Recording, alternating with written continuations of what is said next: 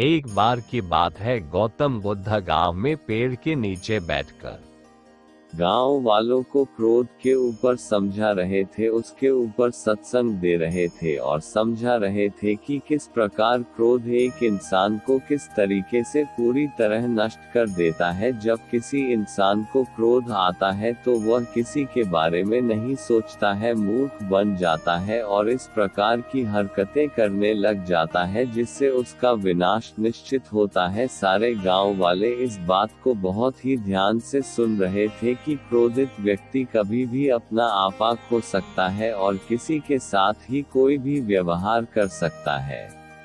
जब यह इसे विषय आगे बढ़ने लगा तो गांव वाले इस विषय को बहुत ही ध्यान पूर्वक सुनने लगे, लेकिन बीच में बैठा हुआ व्यक्ति थोड़ा विचलित होता। उसे लग रहा था कि यह सारी की सारी बातें उसे सुनाई जा रही है, क्योंकि उसे बहुत क्रोध आता था। जैसे जैसे यह विषय से आगे बढ़ता गया उस व्यक्ति का क्रोध और बढ़ता गया और अपने स्थान से खड़ा होकर गौतम बुद्ध के पास गया, उनके मुंह पर थूक दिया और कहने लगा, क्या फालतू की बातें कर रहे हो, क्या बकवास कर रहे हो, हमें तुम्हारी यह फालतू की बातें नहीं सुनना, जहां से चले जाओ।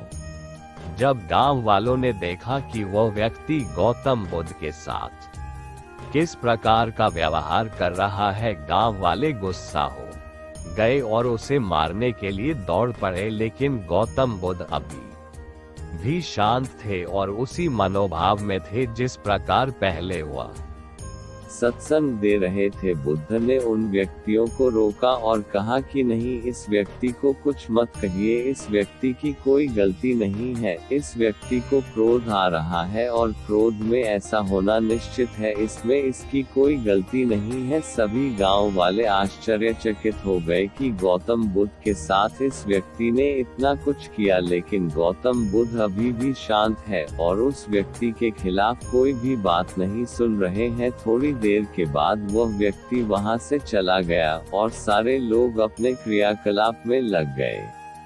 रात में जब वह व्यक्ति सोया तब उसे अपनी गलती का एहसास हुआ। सुबह उठकर वह जल्दी गौतम बुद्ध के पास पहुंचा और उनके पैरों में गिरकर रोने लगा, कहने लगा कि मुझसे बहुत ही बड़ी गलती हो गई है, मुझे माफ कर दीजिए कि मैंने आपको कल बहुत ही अपशब्द कहे, बहुत ही बुरा व्यवहार किया और इसके लिए आप जो सजा मुझे देना चाहते हैं वो दे।